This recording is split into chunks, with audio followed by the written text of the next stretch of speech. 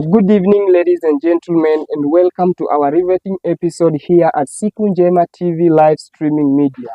Today, we are privileged to have a remarkable guest from the great institution of Meru University of Science and Technology, Right Honorable Emmanuel Ogana. Honorable Emmanuel, welcome to the show. Thank you so much, sir. I'm very much privileged to be part of this riveting interview. I wish that we have a very phenomenal process. Thank you so much, sir. Welcome and feel at home. Today we will be addressing key matters affecting our political landscape here in the country. One of them being recent. The reason why Raila Odinga lost his AUC seat. And we will also be addressing the relationship between the Kenya Kwanza government and Azimio. And lastly, we will be terminating our interview by addressing the role of Gen Zs in the 2027 election. With Honorable Ogana here, everything is catered for us, and he will be addressing them based on his track record in political history of this country, and even being a student leader, he has interacted with young people across the country.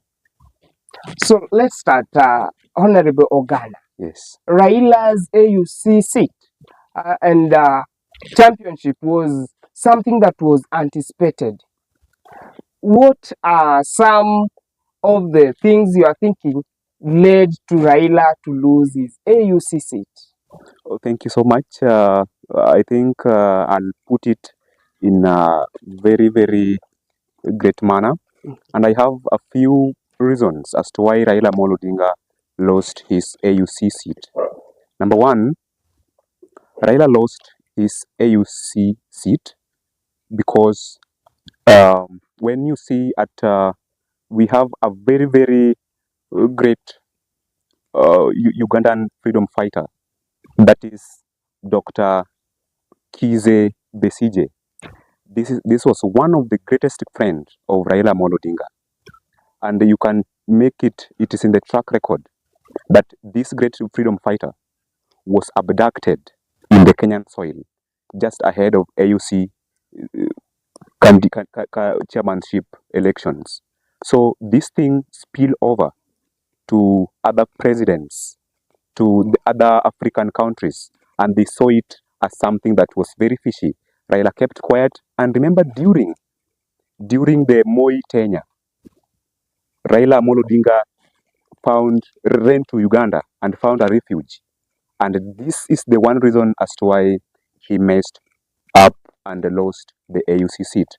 Number two, the reason as to why he lost, when we look at how William Samoei Ruto was doing the campaign, then the chief reason is now when you look at the record that was given, that Ruto Samoei was among the second most corrupt person in the world. Yes. So who was Ruto by then? He was his chief campaigner, right? So with this record, we could not believe Raila winning. So that's number two as to why Raila lost his AUC candidacy. Then number three is now how the overindulgence, how the campaigns were done. The African countries saw it as a political, maybe something to do with the retirement of Raila, because it's like Kenya was exposing him of the Kenyan politics in 2027. So that's how things messed up and Raila lost. Another thing, in Africa we have 54 countries, right? Yeah. Out of the 54 countries, we have 29 French-speaking countries. Out of the 29 French-speaking countries, we have 21 countries, what we refer to as the Francophones. What do we mean by Francophones? These countries speak French as their first language. Yes? Yeah. These 29 countries endorsed the Djibouti candidate as their AUC candidate candidate by then. So just remember, 29 gone, we are remaining with a few countries. So Raila could not get it together and win the AUC seat. Then now the last one. The last one is now how the overview of the other countries. Yes, you can find it that when these people were doing campaigns, when these people were going to to Addis during their elections, how many MPs went together with Ruto and Raila to Addis? They were almost to 50 individuals comprising of MPs. So what does this tell other countries? That there is a waste of resources.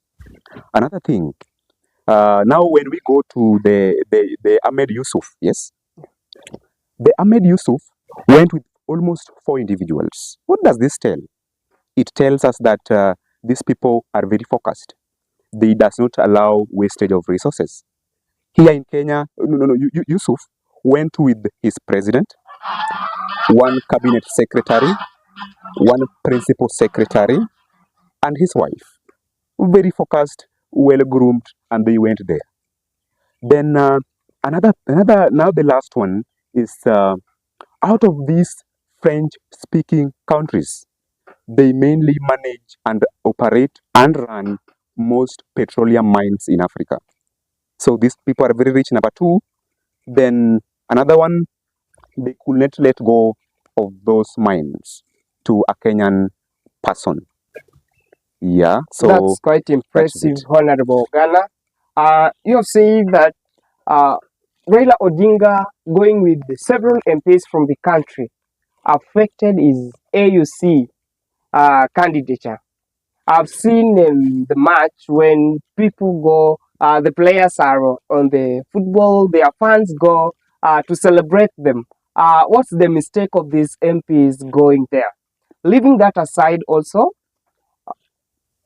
do you think uh, regional or international relationship of Kenya affected the AUC candidature of Raila Odinga? exactly. When you look at how in the interrelationship now, that's where we come to the Ministry of Foreign Affairs, right? Right. Yes. So when you look at how appointments of these individuals getting to these dockets are done, that is where we miss it in Kenya. It is nowadays it is not called appointments; it is called political rewards, which means we get people into those areas, people who lack credentials, who lack proper acumen, who lack academic papers and influence to get and sell Kenya to other African countries and globally. So it means that that's where we messed up. It was not good at all with us out there, and that's where we say that it affected the AUC outcome. Thank you for that. What does it mean? Like the way Raila Odinga lost, how does it affect Kenya's diplomatic stand in the continent leadership? Yes, thank you so much. Now we go back up to 2017. 2017, what happened? Mohamed, Amina Mohamed was the Kenyan candidate for AUC during that time. What happened? Amina Mohamed lost to the Mohamed Faki, the former AUC chairman. Yes. Yes. Then now here comes Raila Odinga losing to Mohamed Yusuf of Djibouti. Yes. So this now tells us that now Kenya is losing the diplomatic grip of Africa. Kenya is losing the diplomatic grip even to the to the economical communities bloc in Africa. Remember, during the elections, we had people, we had countries, and we had individuals who were against this what? Who were against Raila's candidature. Yes. So it tells us that it affected. Then just before that, we had several countries in Africa that never participated anywhere in elections. So these are some of the reasons as to why now Kenya is now messing up with its diplomatic machinery. Thank you so much. Okay, well noted. Some political analysts argue that internal division in our country affected Raila's candidature.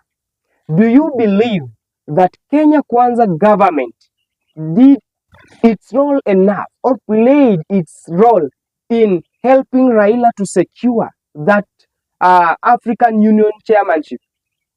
Oh, of course, Kenya Kwanza did all it takes, did everything to make sure that Raila gets the AUC seat.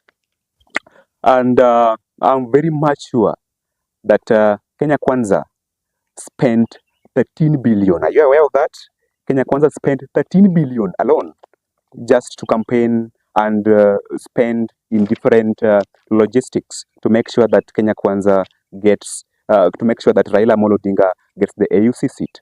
And the main reason as to why they were doing this is because they just wanted to expose Raila off the 2027 elections. So maybe now them coming back to participate in the internal political affairs. Yes. Okay, so after Raila Odinga had lost the AUC seat, we saw different reactions across the country. Some were celebrating. What do you think or the reason behind their celebration?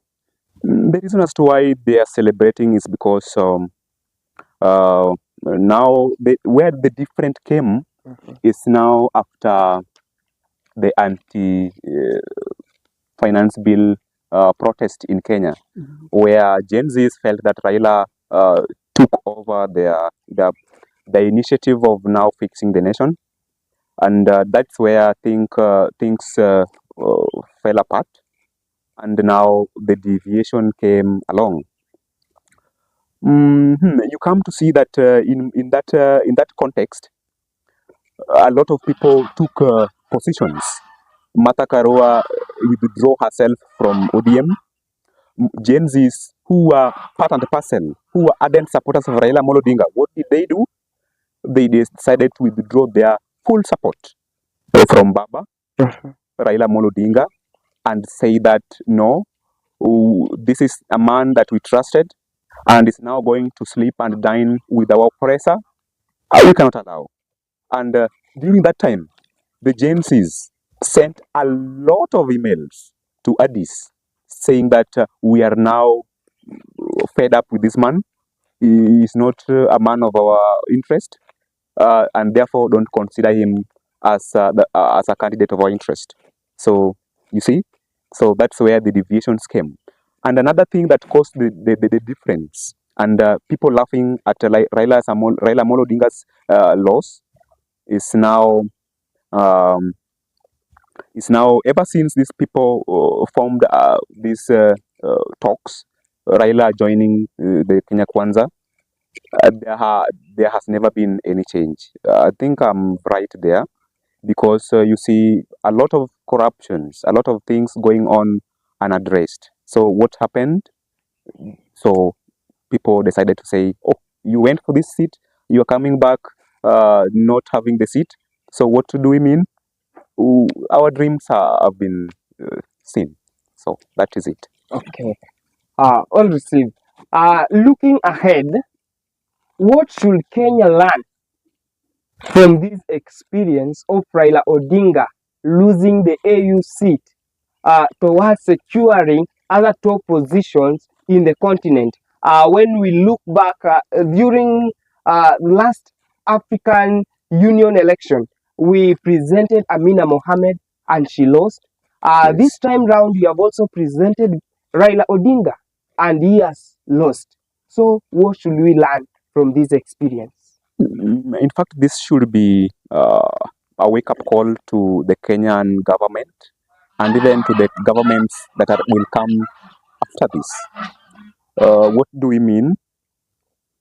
Because in most cases, you will find that uh, most of the countries, most of the globally, they are looking up to Kenya and saying that if you people present another thing, uh, we are fed up. Because they are looking at all the messes, all the quagmires affecting and happening in Kenya. So Kenya, number one, should work on their diplomatic strategies. Then number two, Kenyan government and even those that will come after 2027, what will they need to do? They will need to appoint men with acumen and accredited documents. Those who are fit and up to the task to serve Kenyan, not for political rewards. You find it that today a man is serving in the docket of education. Tomorrow, the same man is shifted to work in the docket of foreign affairs. So how does this now meet these things? So it means that we will not be securing uh, most leadership uh, positions out there in the future if we don't change these things from now.